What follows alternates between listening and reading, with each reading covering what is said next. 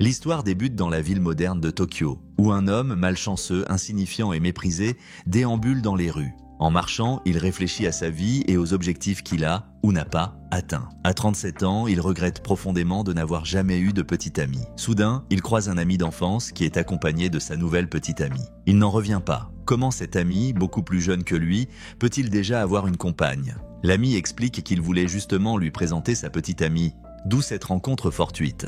Mais avant qu'il ne puisse discuter davantage, un événement inattendu survient. Un voleur surgit de nulle part et tente d'agresser l'ami avec un couteau. Dans un geste instinctif, l'homme perdant se précipite pour protéger son ami et reçoit le coup de couteau à sa place. Alors qu'il s'effondre, grièvement blessé, l'ami, sous le choc, appelle les secours, désespéré par l'état de son sauveur. De son côté, l'homme poignardé peine à croire ce qui vient de lui arriver. Alors que la vie semble le quitter, il murmure qu'il refuse de mourir ainsi. « Je ne veux pas partir vierge, je n'ai même pas eu l'occasion de vivre une vraie relation », dit-il avec une pointe d'amertume. Son ami, en larmes, le supplie de se taire, lui promettant que les secours arriveront à temps. Husté avant de rendre son dernier souffle, une voix étrange résonne dans sa tête. « Qu'est-ce que c'est? Un délire dû à la douleur ?» pense-t-il. Mais il réalise rapidement que cette voix ne vient pas de son ami. Elle semble surnaturelle, la voix, calme et puissante, lui annonce qu'il a été choisi pour recevoir des compétences extraordinaires, un nouveau départ divin l'attend. Le perdant pathétique ne peut s'empêcher de se demander ce que signifie ce système. Sa surprise est totale lorsque son âme quitte son corps et il se retrouve face à ce système mystérieux. Très vite, il comprend que tout cela est bien réel. Avant même qu'il ait le temps de poser des questions, il est réincarné dans un autre monde, sous la forme d'un slime nommé Rimuru. Déconcerté, il pense d'abord à une mauvaise blague et proteste. Il était un homme avant de mourir, il a obtenu une seconde chance dans ce monde, doté de compétences surpuissantes pour l'aider à devenir plus fort. Après avoir vaincu Clayman, Rimuru savoure sa victoire. Il est ravi que tout le monde le reconnaisse enfin comme un seigneur démon surpuissant. Pour célébrer la défaite de l'implacable Clayman, il organise un grand banquet avec ses amis. L'ambiance est joyeuse et tout le monde exprime sa gratitude envers Rimuru pour leur avoir permis de s'unir dans cette bataille décisive. Pendant la fête, Milim, l'une de ses amies, tente de goûter à l'alcool, mais Rimuru l'en empêche, arguant qu'elle est trop jeune. Les autres approuvent sa décision et le groupe décide ensuite de retourner dans leur ville natale. De retour chez eux, Rimuru est accueilli par des monstres qui s'agenouillent avec respect devant leur seigneur démon. Surpris par cette démonstration de déférence, ils se demandent depuis quand ils ont commencé à adopter cette coutume. Peu après, Diablo fait une entrée remarquée, s'inclinant profondément devant Rimuru pour le féliciter de sa victoire contre Clayman. Rimuru, intrigué par cette apparition inattendue, demande à Diablo ce qui l'amène ici. Ce dernier lui conseille de se reposer au château, estimant qu'il doit être épuisé après la bataille. Au château, l'atmosphère est détendue. Haruna, une cuisinière talentueuse, sert à Rimuru un délicieux pudding au matcha. Pendant ce temps, Diablo offre son propre pudding à Vora, comme il l'avait promis, et le remercie pour son aide précieuse. Vora est ravi que Diablo ait tenu parole, mais Rimuru perçoit quelque chose de louche. Il questionne Diablo sur la manière dont il a appris ce qui s'était décidé à Wallis.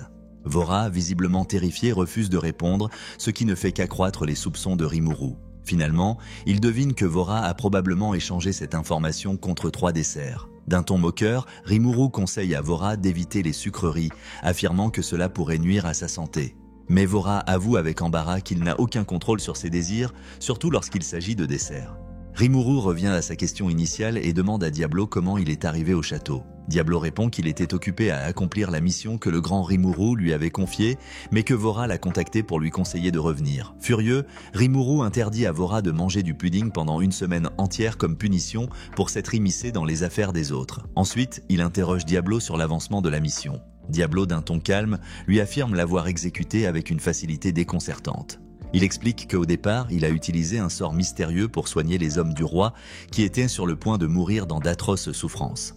Cependant, il a délibérément laissé le roi dans son état, affirmant que cela était nécessaire. Rayson, l'un des hommes du roi, est stupéfait par la puissance de Diablo. Il révèle que Diablo est connu sous le nom de Noir, l'un des 7 démons primordiaux. Mais ce qui le terrifie encore plus, c'est que ce démon redoutable est au service de Rimuru, un seigneur démon récemment reconnu, possédant des compétences si surpuissantes qu'elles dépassent l'entendement.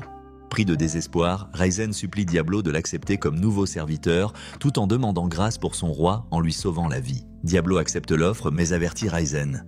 Il ne tolérera jamais un manque de respect envers le grand Rimuru. Si cela devait arriver, il les exterminerait sur le champ. Il menace également que toute malveillance dirigée contre Rimuru entraînerait la destruction totale du royaume de Falmouth, y compris son roi. Le roi, observant cette scène avec stupeur, admet que la décision de Ryzen est justifiée. En se remémorant la puissance incroyable de Rimuru et de ses compagnons, il comprend que son royaume n'a aucune chance face à eux. Le roi jure à Diablo qu'il se conformera à toutes ses exigences. Diablo le rassure en affirmant qu'il n'a pas à s'inquiéter d'une trahison, grâce à une compétence spéciale appelée tempérance, qui lui permet de prévenir toute tentative de déloyauté. Lorsque Diablo et Ryzen reviennent au royaume de Falmouth, les saints du palais sont horrifiés par l'état du roi. Ils bombardent Ryzen de questions sur ce qui s'est passé et sur le sort de l'armée royale. Ryzen leur révèle que l'armée a été anéantie et qu'il n'a eu d'autre choix que de coopérer avec le champion pour sauver la vie du roi. Cette révélation plonge les saints dans la panique, incapables de croire à la défaite écrasante de leur armée. Ryzen poursuit en racontant la bataille contre les monstres et comment, au cours de celle-ci, ils ont accidentellement réveillé un dragon légendaire en sommeil. Les saints, perplexes, sont convaincus que le dragon avait été détruit il y a bien longtemps. Cependant, Ryzen leur révèle une vérité troublante. Les dragons possèdent une capacité unique leur permettant de renaître et de réapparaître dans le monde actuel. Il ajoute qu'avec le retour de Vador, tous les chevaliers et monstres ont disparu dans le chaos et qu'ils sont les seuls survivants. Les saints, stupéfaits, n'ont pas le temps de digérer cette information car Diablo et quelques chevaliers royaux arrivent soudainement sur les lieux. Charlot, l'un des saints, ne reconnaît pas Diablo et commence à vociférer contre eux. Rahim intervient pour calmer la situation et explique que bien qu'ils aient eu l'avantage numérique au début, l'apparition soudaine du dragon a plongé le champ de bataille dans un chaos indescriptible. Le dragon, dans sa fureur, a commencé à tuer sans distinction alliés et ennemis. Il raconte qu'ils étaient sur le point de mourir lorsque le grand Rimuru est intervenu, réussissant à convaincre le dragon de leur épargner la vie. Diablo, fier de l'appréciation portée à son maître, se met néanmoins en colère lorsque les saints insinuent que Rimuru était le maître du dragon. Ryzen, terrifié par leur imprudence, leur avertit que d'autres paroles irrespectueuses pourraient pousser Diablo à détruire leur terre entière. Il insiste sur le fait que le grand Rimuru est le dirigeant de la grande forêt de Jura, servi même par ses puissants gardiens. Les saints, horrifiés, peinent à croire que Rimuru commande de tels êtres puissants. Il conclut qu'il serait insensé de le considérer comme un ennemi. L'un des chevaliers royaux les rassure en affirmant que le grand Rimuru est bienveillant et amical, car il a déjà eu l'occasion de travailler avec lui. Cependant, Charlos, dans un acte de pure arrogance, rejette ces paroles. Il ordonne aux chevaliers d'attendre à l'extérieur, promettant d'écouter leurs histoires plus tard. Un chevalier, excédé par l'attitude de Charlos, lui rappelle que c'est lui qui avait déclaré la guerre à sa propre nation. Il exprime également sa colère face à la perte de certains de ses amis dans cette guerre insensée. Charlos, furieux, réagit avec mépris et se moque du grand Rimuru, proférant des paroles de haine. Ces mots irrespectueux déclenchent la colère de Diablo qui active instantanément sa magie, menaçant de punir l'insolence de Charlos. Les chevaliers, horrifiés par cette démonstration de puissance, croient leur dernière heure arrivée. Ryzen intervient alors, lançant un sort qui gèle Charlos sur place, apaisant ainsi l'humeur de Diablo.